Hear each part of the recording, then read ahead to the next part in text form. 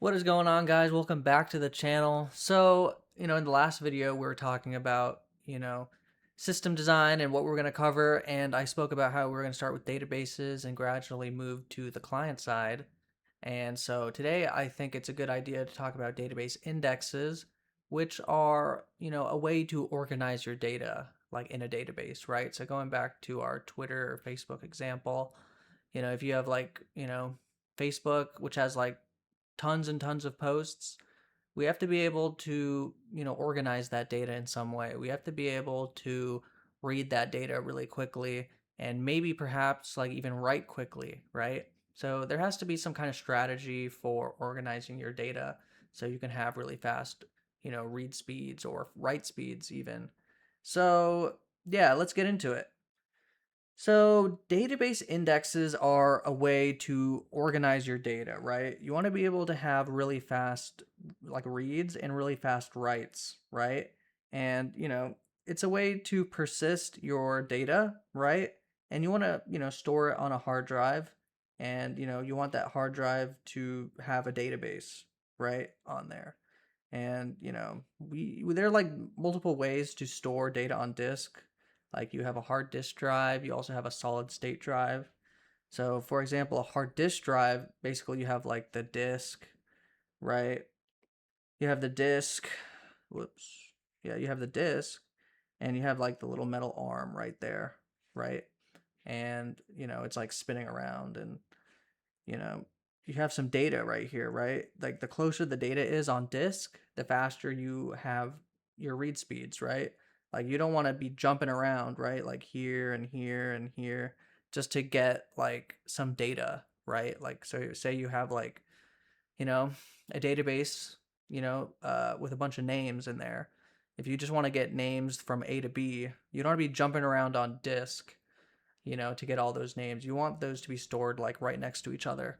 So you can have like a really clean, you know, range query as we'll get into. So the closer the data, the faster your reads.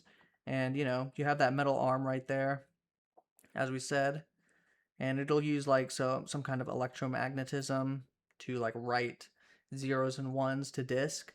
And disk will have like some kind of material which will like change polarity based on some kind of electromagnetism, so it'll point like up or down, and that'll represent one or zero in this situation. And it uses like some kind of magnetism to like read ones and zeros from disk, right? And yeah, so ideally you want all that data to be stored like adjacently right next to each other so you can get faster like reads. So, say we have a database or like a table, right? We have names and ages. So you have, my name, Sachin, 30 years old, Donald, 41, Shaquille O'Neal, who's like 24. And you want to find rows where the name is Sachin, right? So, one way to do this is you could go through every single row in the database, right?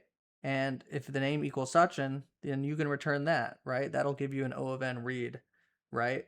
But, say in another way, if you wanted to write to the database, you could just append to the end of the table, right?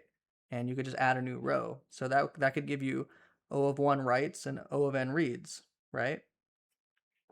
So, going back to Twitter or Facebook, like that example, if you have a really, really large table, O of N reads are just not going to cut it, right? It's like way too slow to go through every single row in the database and be like, okay, yeah, like we'll return this data. That's like way too slow.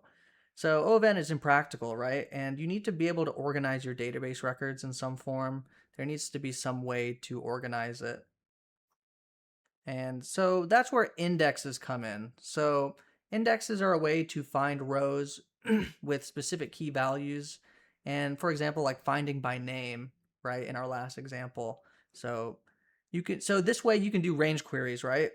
So say you have a bunch of names like Amy, Adam, Bob, so on, right? In a table. And instead of them being like randomly assorted in this table and having to do an O of N, query over the whole table to read it, like you can simply, sort them, right? And get names between A and B and return all those rows. So that's where the range query comes in. Instead of doing O of n, you can do from A to B. And so you have a database index, and that can, ideally you want to improve your read speeds, but that'll decrease our write speeds for a specific key.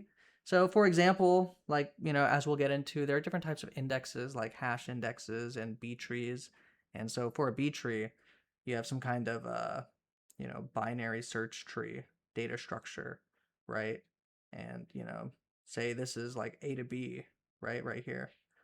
And you can just simply do a range query over like this child node of the tree, right? Which is not bad. And that'll give you, log n reads, which is like much faster than O of n reads. And yeah. So, this was a good introduction into database indexes. We'll get into the other types of indexes as we go on through this playlist. And I hope you guys learned something, and I'll see y'all in the next one.